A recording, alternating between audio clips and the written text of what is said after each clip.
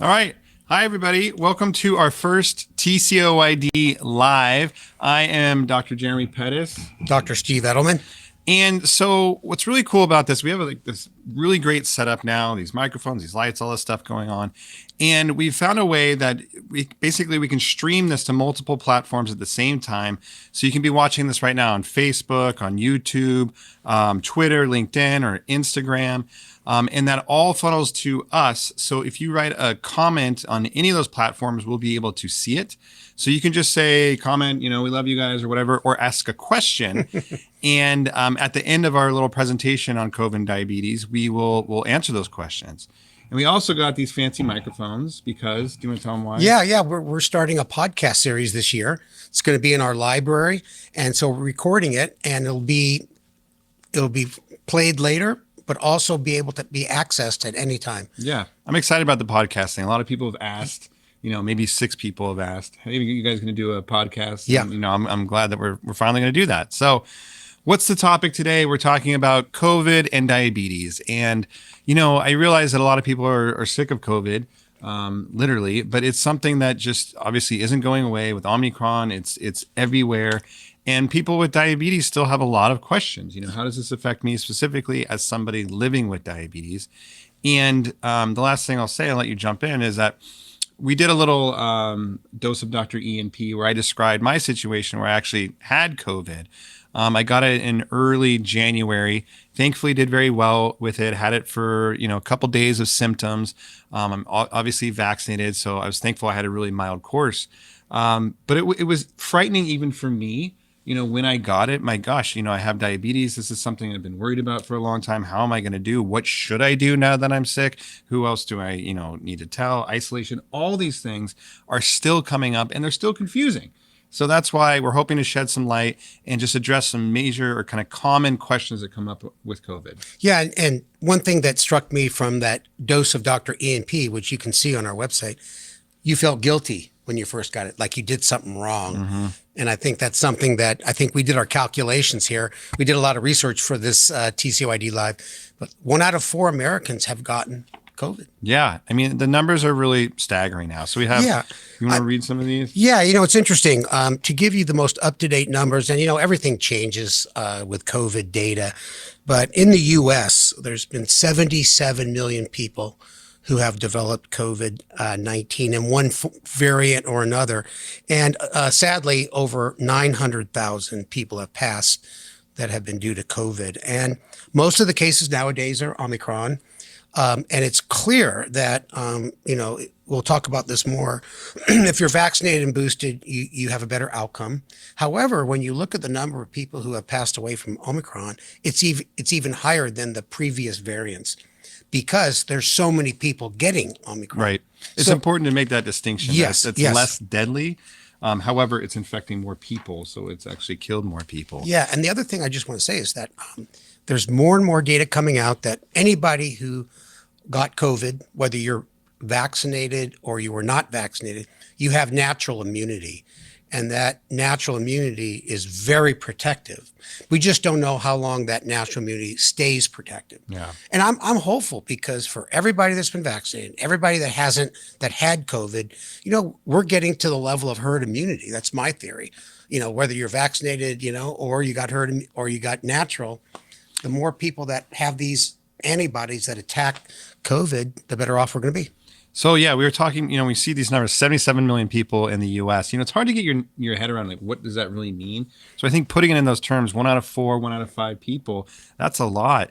And as we were saying, 77 million, what does that really mean? To me, there's just been such a clear difference that it seems like everybody I know has gotten COVID now. In the beginning, it was maybe your friend's sister, whatever. And now it's a lot of people. So it just seems everywhere, and it's incredibly apparent. I think everybody is. Well, you tried to give it to me. He sat next to me for 3 hours. Before I knew I had COVID, by the way. I know, but he tried hard. Just for some of you newbies to TCOYD, we both have type 1 for many years. So, we also have that added fear of having diabetes and getting something like COVID. So one of the reasons we're doing this first TCOYD live on COVID, we get a lot of requests to talk about it. And are people at higher risk who have diabetes? Yeah, so this comes up all the time. So if you have diabetes, type 1 or type 2, there's kind of two parts to this question.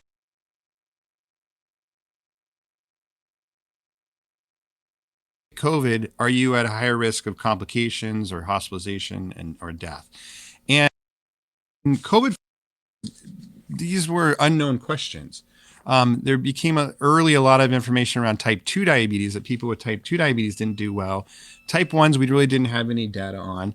But now it's become clear that if you have diabetes, type 1 or type 2, certainly if you get COVID, you are at higher risk of bad outcomes, of hospitalization, death, unfortunately, which is scary. The question of are you at higher risk of getting COVID is a little bit more nebulous. We do know that people that have, their A1Cs are high, let's say over 9% or so, tend to be at higher risk of infections in general. Yeah. So it would kind of stand to reason that you'd be at higher risk of potentially contracting COVID. So at the end of the day, if you have diabetes, it looks like that we do have a higher risk of getting it and not doing well with it. So it just means that we have to take this very, very seriously. Yeah. So, no matter what type of diabetes you have, the higher your A1C, the more you're at risk, for sure, of a poor outcome. And I know that's scary because many of you have a hard time getting your glucose levels under control. The other thing they equated to how well people do is what they call inflammatory markers and viral load. You want to explain what that is? Well, it's measurements that we can do, blood tests, to see like how much virus essentially people have circulating. So that's not something people really need to be worrying about. But really, it's kind of age is a common one, obesity. There's other risk factors that can make people kind of at higher risk. So I didn't know where to throw this in here, but we were talking about, getting it, preventing it. So masks comes up a lot. Should I be wearing a mask? What kind of mask? The information on this has been all over the place, and it has been confusing. Like as things change, things get updated. So basically right now, if you're going to wear a mask that we have been using in the hospital, a lot, these KN95 masks, and I had to look up what the difference between an N95 is and a KN95 because we tend to use these KN95s. They're essentially identical. They have these requirements that they have to filter out more than 95% of the viral sized particles. So they're very, very effective in terms of not only basically in and out, protecting people if you had COVID or protecting yourself if there's COVID kind of in the air. I actually find these more breathable than the kind of like traditional like blue masks. Yeah. So I like these, and I figure that if they're more protective, they're more comfortable for me. You can get a pack of 20, 25 of these on Amazon for $10 or so. Yeah. So my kind of thinking is if you're going to wear a mask, make sure you have a good one. These I like. You know what? I like them too. They fit nicer. Yeah. They don't slide down. Yeah. You ever see people who have the mask like below their nose or below their mouth? It's hard to keep those things up. Yeah. So anyway, and they are uncomfortable. Nobody likes wearing them, but they are important, especially for people with diabetes, especially if you're going to be in a crowded place around a lot of people. Take care of yourself. These can be a very effective way to prevent transmission. Yeah, they're really good if you didn't brush your teeth that morning too. But we both work in the hospital, so it's true. You put them on in the morning, like, oh God. Yeah, I don't even brush my teeth anymore. Oh, sorry, Jeremy. Well, one thing we should talk about that's in the news recently is COVID was linked to causing diabetes, Yeah. and actually one of the big pediatric diabetes centers in San Diego was involved in some of this research. Yeah. Do you have any comment on that? Well, so it's interesting. I mean, we know that COVID literally gets everywhere. And that's why people can have all kinds of symptoms, from brain fog that we'll talk about later. Again, it's in the lungs, it's in the head, gets everywhere. So it stands to reason that it can get into the pancreas. And now there's a lot of data showing that these can affect the beta cells and decrease insulin secretion. And we know that there is an increased risk of developing type 2 diabetes now after getting COVID. It's not like like if you get COVID, you're absolutely going to get diabetes, but it is an association now, which is really interesting. Yeah. And, they looked at the data in our hospital and they looked at the rates before COVID, after COVID, and there's no question there's an increase. But one thing's important. When you typically get type 1, we measure these autoimmune markers. We can tell if you have autoimmune induced type 1 diabetes. It's something that we do routinely, even though sometimes it's pretty obvious. And if you have type 2 diabetes, we look for metabolic syndrome, high blood pressure, high cholesterol, central adiposity. But the people that get diabetes due to COVID do not have those markers of type 1 or the typical features we see in type 2. Yeah. So that's one of the reasons how they can differentiate. Yeah, and I think of it as that the COVID's not going to be the kind of end all be all. It might be a precipitating factor, something kind of the final straw that brings out diabetes. So when people get type 1 diabetes, a lot of times what happens is that you have this autoimmune process that's been going on for typically years before you develop high blood sugars. And it's very common to get a virus or some kind of stressor that can kind of push you over to get high blood sugars. So for example, when I first got type 1 diabetes, a week or so before I went to the hospital, I had a flu or a cold. And forever, I thought that flu or cold gave me type 1 diabetes. And that wasn't the case. I had this autoimmune process going on for years. And then I got this cold that was kind of the final stressor, the final thing to bring out the high blood sugars.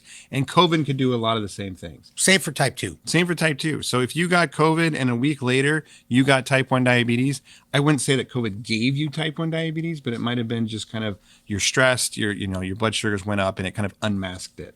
Yeah, but we really don't know, but that makes perfect sense to me too. Let's talk about some of the symptoms. We're not going to spend too much time on the classic symptoms. Fever, cough, shortness of breath, chills, things like that. But what I wanted to mention was this thing that you're seeing a lot on is called long COVID. What does that mean? You get symptoms for a prolonged period of time, including brain fog. Brain frog. Brain I wish I had a brain frog.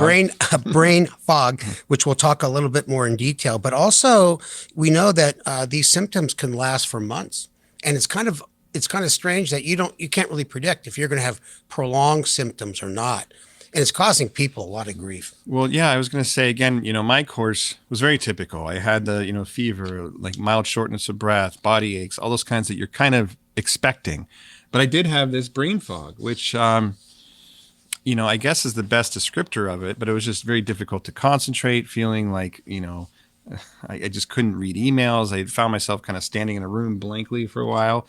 And then with this long COVID thing, that also messes with your head because anything that happens after you get COVID, you're like, my knee hurts. Like, is this COVID that I had months ago? Who knows? Yeah. So it's, thankfully in the majority of people, this completely resolves, goes away. But being aware of some of these maybe atypical symptoms is important because honestly, the most reassuring thing to me when I got the brain fog was knowing that other people had it, that this was a thing. It wasn't that my brain was broken. Did you start a support group? I should. I mean, you were the brain fog support group. You were the least supportive. I'm gonna call it brain froggers. Well, yeah, but as you all been reading, COVID can really cause some scary damage to your heart, your lungs, almost every organ in the body, and most of people get COVID. That's not an issue.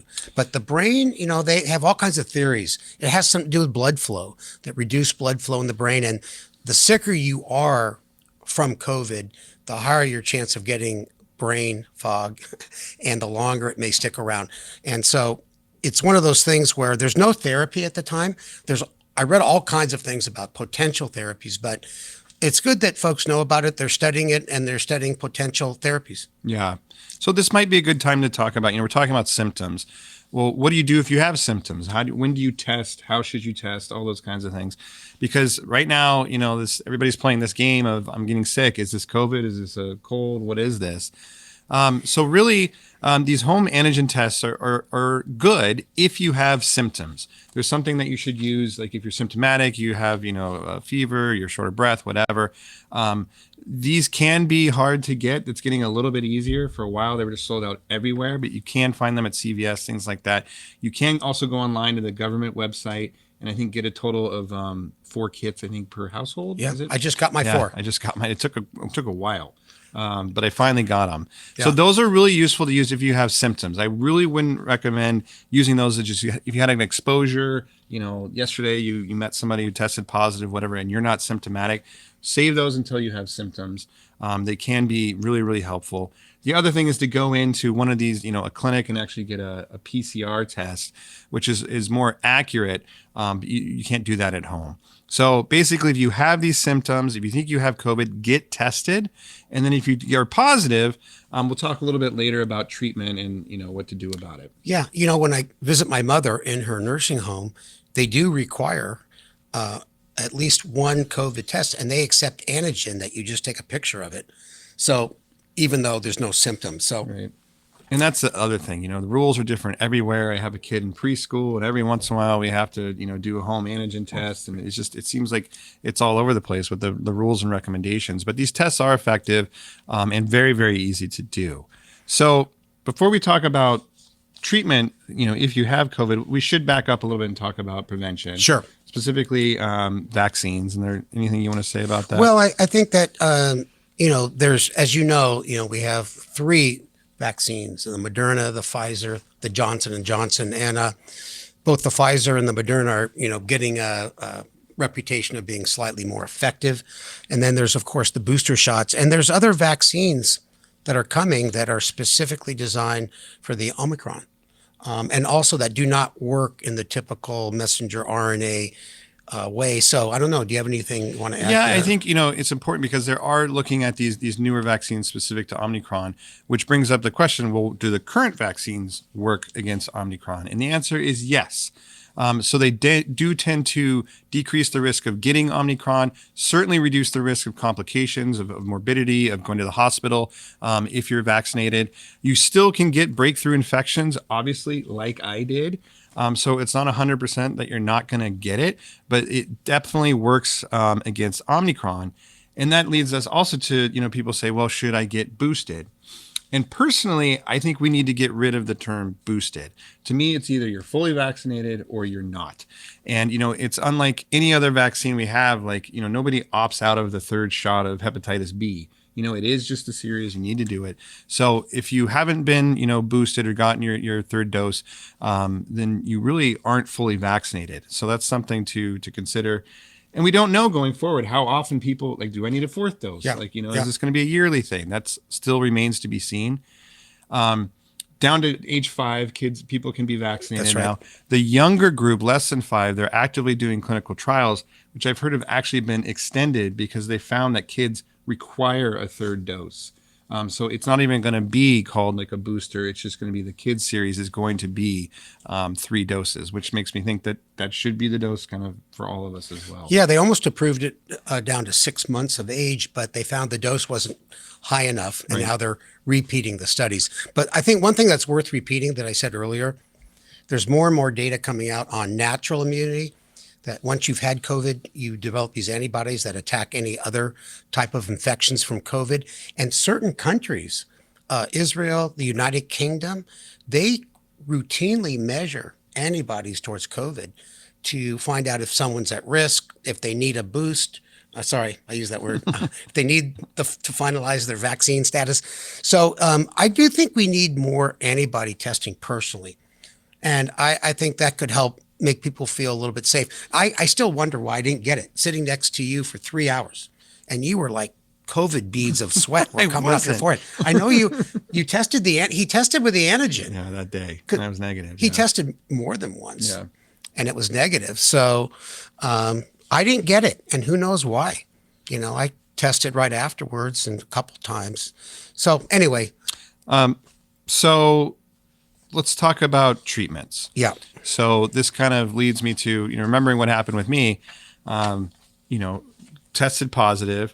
And again, at first it's like, oh crap, I'm gonna figure out what to do with the kids, get them out of school, I have a nanny, all these other got to call Steve. This wave of, yeah, and you're right. It's just kind of like, geez, sorry to let you know. He did call me. It's not a fun phone call to make. And then you're left with this, well, crap, I have COVID. How am I going to do? What should I be doing? Even though I've been hearing about this for years, when you get it, there's this brand new freak out of, what medication should I be on, et cetera. So the bottom line for people with diabetes, or for anybody, is as long as you can, stay home. If you test positive, do not go to the doctor just right away because you have a positive test. Do not go to the emergency room. Stay home. Treat yourself like you would a cold or a flu. You can take Tylenol, Advil, lots of fluids, lots of rest, those kind of usual things. So when to go to the emergency room? Well, that really comes down to if your symptoms get severe. If you're really feeling very short of breath, it's difficult to breathe. Some people go as far as getting like one of those like home pulse ox meters, and you can get those for like $15 on Amazon or CVS. A normal pulse ox reading is anything over 95. If you're, 92 or lower and feeling short of breath, that's a time that you might want to go to the emergency room. I actually got one because, again, when I had it and I was short of breath, you start to get in your head about it. Am I anxious about being short of breath? Like, is this really severe? And just seeing that my number was 98, 99, it was like, okay. And being doctors that help take care of patients with COVID, we're at a higher level of freak out. Like, is this happening to me? And I think, if you can't hold anything down too, if you're so sick, you're coughing your brains out and, you don't have any support at home, that's something to think about. But, you don't want to wait too long either. Yeah. And with blood sugars, keep on all of your medications. If you have type 2 diabetes, keep taking those. Certainly if you have type 1, obviously you're going to be on insulin. My blood sugars were high for at least 2 days. I was probably averaging 200 or so. I was not happy about that, but I was just doing the best I could to keep it, not going from, to 300, not going low, and just realizing that I'm going to get through this. But I definitely required a lot more insulin, and it was harder to get it down. Yeah, and we have continuous glucose monitors, and that is the saving grace because when you're sick, you just got to keep a close eye on it and give yourself little extra doses. Even if you're type 2, having your blood sugars there in front of you, knowing that you're not getting extremely high, which could make the situation worse. You can get dehydrated and all kinds of stuff. So that's an important tool, I think, to have at home. Yeah, for sure. Well, let's talk about some of the monoclonal antibodies and the antivirals. That's really important. So I think, that treatment gets lumped into, again, like, gosh, I got COVID. What should I do? Not only when should I go to the emergency room, but I heard about all these new therapies. Am I missing out if I don't rush into my doctor to get them? So there's two big categories. There's these monoclonal antibodies, which are an IV infusion. You actually have to get it put into the vein. And then there's some oral antiviral pills. So how do you want to break this down? You want to talk about the antibodies first? Yeah, let's do the monoclonal antibodies. The monoclonal antibodies is basically a way of infusing antibodies against COVID-19. So similar to how you would develop antibodies if you got COVID-19, we can basically infuse these into patients to help fight the virus. These are the most effective when they're given very early, a couple days after symptoms start. And the most important thing to know is that these are only given in the hospital and they have a very limited supply. So they're very reserved for people in the hospital with COVID-19 that are not doing well. They're on high amounts of oxygen. They have a lot of risk factors, diabetes, et cetera, et cetera. So this is absolutely not something that you can call your doctor and just go get an infusion of antibodies. So don't call your doctor and ask him. It's just, it's really reserved. It's going to be a decision made by your medical team if you unfortunately are in the hospital. So that it's nice to know that, it alleviates some, I think, fear that I'm missing out if I don't get these antibodies. Trust me, you don't want to be in a situation where you need them. Yeah, and the names are hard to pronounce. How do you pronounce that one right there? Why don't you take it, Steve? It is called bebtelovimab. All monoclonal antibodies end in MAB, and there's monoclonal antibodies for everything. But the thing that was just approved, and they clearly showed that if you can get it early enough, it reduces not only the length of hospitalization, but the need for ventilation and survival. Yeah. So they can be life-saving. And so that's antibodies, and that's an IV. Now, there are two new pills, antiviral pill medications that have been approved by the FDA. Same kind of deal in that you need to get them shortly after disease onset. There's one by Pfizer. It's called Paxlovid, and another one called, this is Molnupiravir. I can do this one. This one everyone knows, remdesivir. Yeah. All the antivirals end in IR, IR, not EAR. And But these have been really, really effective, especially when given early in terms of reducing complications, hospitalization, and in people with diabetes, there's good data for these drugs also. so should people get a prescription of these and have them at home? So we're not there yet. So as of now at UCSD, which is our kind of barometer for what's going on in the world, University of California, San Diego, we just simply haven't gotten any supplies of these. These just aren't available yet. So we don't have any experience with them. This isn't something that your doctor can just call into CVS or whatever and you can pick up. This is still something that really hasn't, at least locally, made its way into kind of the mainstream. You know what's strange is that you go to different areas of the country and they have different methods of treating COVID. I'm sure you've all heard of hydroxychloroquine and ivermectin. And these, I think the jury's still out. I'm not knowledgeable enough. I don't have any experience with it, but I know certain parts of the country they're using it. I took hydroxychloroquine when I went to Africa for a safari, so I didn't get, Malaria. malaria. Yeah. Thank you. See that? Brain fog. And then, of course, there's always steroids, antibiotics, and those are all supportive measures when you get into the ICU. Yeah. So the bottom line is if you get it, stay home, take care of yourself just like you've been doing your whole life for when you're, sick. Yeah. And if you develop, symptoms, shortness of breath, can't keep anything down, blood sugar's out of control, that's the time to go to the ER. Otherwise, there's really no need to have kind of contact with the medical system. When people, send us messages, or people with diabetes, hey, I got COVID, what should I do? It's really just that. Stay home, keep an eye on your blood sugars. Let us know if things get worse, come into the ER. Yep. I've got the same calls and I just try to give reassurance. So I think with that, we'll get to some of the questions or any other comments you want to make. You know what? I think we'll have some more as we go through, but I think that in general, us folks in the U.S. are lucky. Even though a lot of people have passed, we have a lot of vaccines, we have therapies, and I do think we all know the rates are going down. So I'm hopeful that this thing might be a thing of the past. Yeah. I mean, when you look at those curves at rates in the U.S., I mean, we've had these surges, and this most recent one just blows the other surges out of the water, but it's definitely coming down.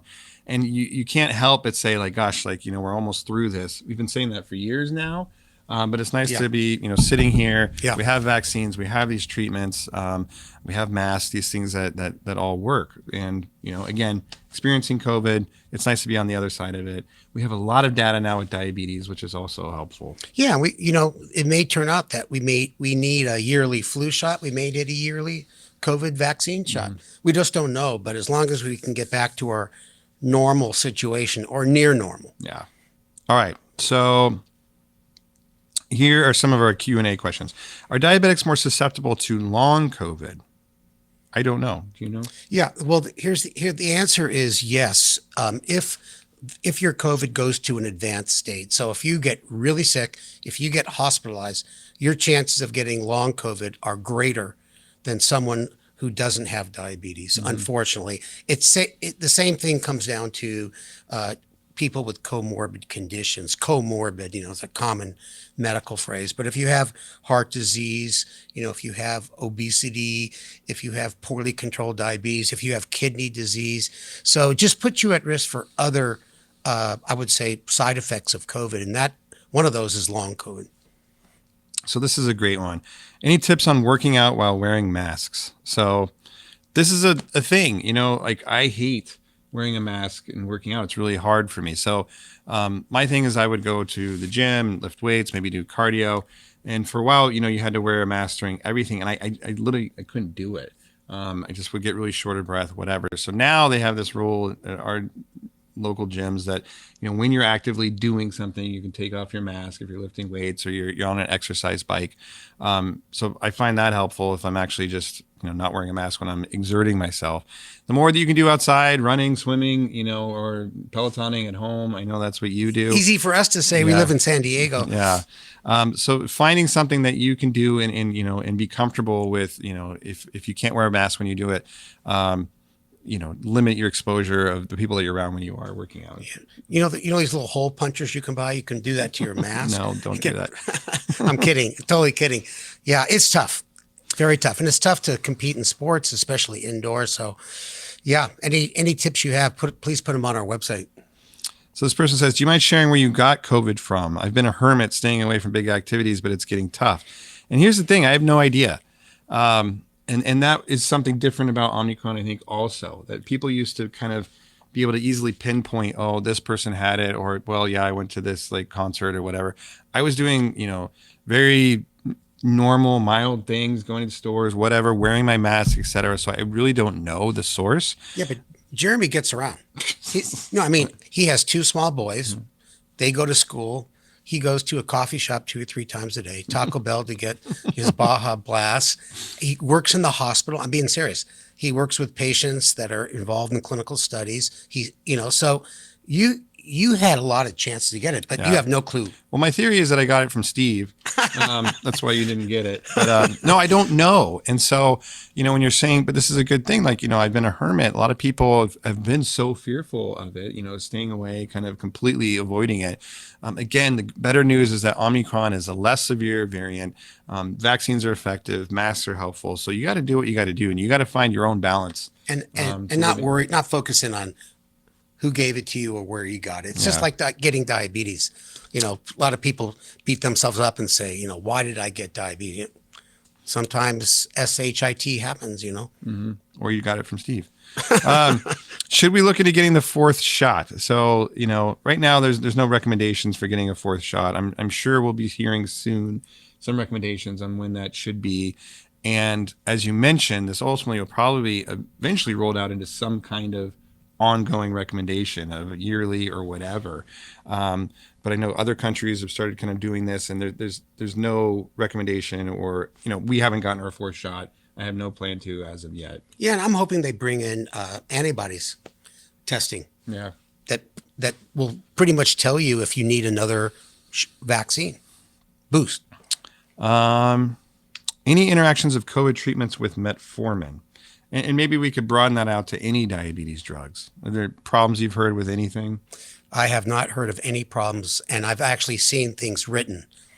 Are there any issues with the vaccine and the diabetes medications? And that's been out for a while, and so far they haven't picked up any abnormalities, any issues. So you just got to be more mindful of your blood sugars in general when you have COVID, but certainly do not stop taking your medications, because if you do, your blood sugar is going to go to the roof, and that could put you at higher risk of kind of bad news. Do you have any data on how many COVID patients with diabetes do not have severe complications? Not sure, but the vast majority of people do well.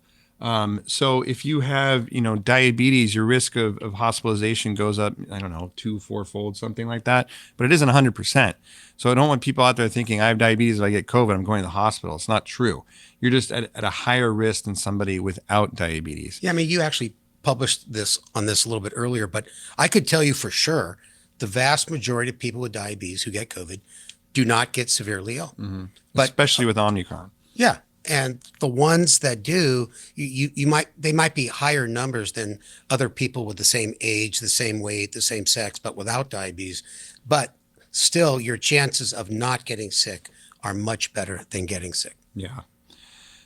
These are all great questions. Should we tell our doctors to not use steroids if we are in the hospital because of high risk of blood sugar? So, good question. First of all, you're aware that steroids raise your blood sugar, which is important, because a lot of times doctors will give steroids or steroid injections and not let people know that this absolutely will raise your blood sugars. So my take on that is you always have to advocate for yourself if you're in the hospital, letting people know that you have diabetes, that you're worried about steroids raising your blood sugars. However, if you're in the hospital being treated for COVID, you got to do everything you need to do to treat that. And in the hospital, we can generally be pretty good about controlling blood sugars. If you need to go on IV insulin, we'll do whatever we have to do to keep your blood sugars in a safe range and give you the treatments that you need for COVID. Steroids could save your life. Yeah. Because, this whole inflammatory process, and it could help with your lungs if you're ventilated. So Jeremy's right. You just got to make sure that they know you have diabetes and that they have to stay on top of your blood sugars. You may have to help them, to be honest. Yeah. Once mask mandates are lifted, what would your recommendation be for when to wear a mask? So again, this is state by state, area by area. Some people never had mask mandates. I think ours locally just got removed yesterday. Yeah. So it's a timely question because now like we aren't required to wear masks. I still will, especially when I'm going into kind of crowded places. So everybody has to, determine their own kind of comfortability with it. I think it comes down to that. Yeah. It's how comfortable you feel in a certain situation. Yeah. But it's nice not to have the mandate, because if you feel confident that even if you got COVID, you're going to do well, it's your choice not to wear it. So, yeah, I think we're going to have a big bonfire of old masks. And you know what's really funny? You walk around town, and usually you can find, like paper cups and McDonald wrappers that people drop, hopefully accidentally. But have you ever seen like a bunch of masks on the ground? All the time, Like yeah. in the gutter. One time there was a really nice one. I felt like, no. Bedazzled. Yeah. Had bling on it. So what about long haul symptoms for those with diabetes? I'm experiencing long haul and it's still 6 months post COVID. Yeah. Yeah. You know what? When I did research on this, I did come up with several universities trying different therapies. So I would recommend that you go on Google and just type in therapies for long diabetes or therapies for brain fog. And there are people working on therapies. And the reason why we didn't mention them specifically, because they're still in the research stage. And so, there's medications that increase blood flow to the brain, but you have to use those carefully. So yeah, there are people working on this, and because it's a serious problem. And as you know, it could really mess with your quality of life for a long term. Yeah. And I think just validation and recognition of it is important. Yeah. I'm not crazy. I think that's what happened in the beginning. Yeah. That people are like, well, I still feel funky. And it's like, well, get over it. But nope, this is the thing. It's a real thing. And we're still learning a lot about this virus. So that's pretty much it. We went through our questions. Anything else you want to say? Or You know what? I would just reiterate that I'm kind of an optimistic person, and I'm also, physician. I'm following all the data. And even though you can't get too optimistic, cautiously optimistic, that I do think that with the vaccines, with the third shot that I won't call boosts, with the fact that there's a lot of natural immunity going on out there, our access to testing has gotten a lot better. I do think we're heading in the right direction. yeah, no, I agree. And, we'll keep doing these sessions if we have to, because it's an important topic, but hopefully, like we're getting to the end of this. Yeah. And, yeah. We should mention that we do have our first big TCOYD virtual conference on March 19th. Mm-hmm. And if you're listening to this after March 19th, you can still go to our website and check out all the lectures in our video vault. We have a whole bunch of cool things going on this year. So this is the year we're coming out. Okay. Yeah. We'll see you March 19th at conferences. We're talking about everything but COVID, I think, at that conference. But so check it out online, register for free, and hopefully we'll see you at the next TCOYD event. We'll be doing a lot more of these lives, podcasts, all this stuff. So thanks for tuning in, everybody. Thanks, buddy. All right. I can touch you now? Yeah.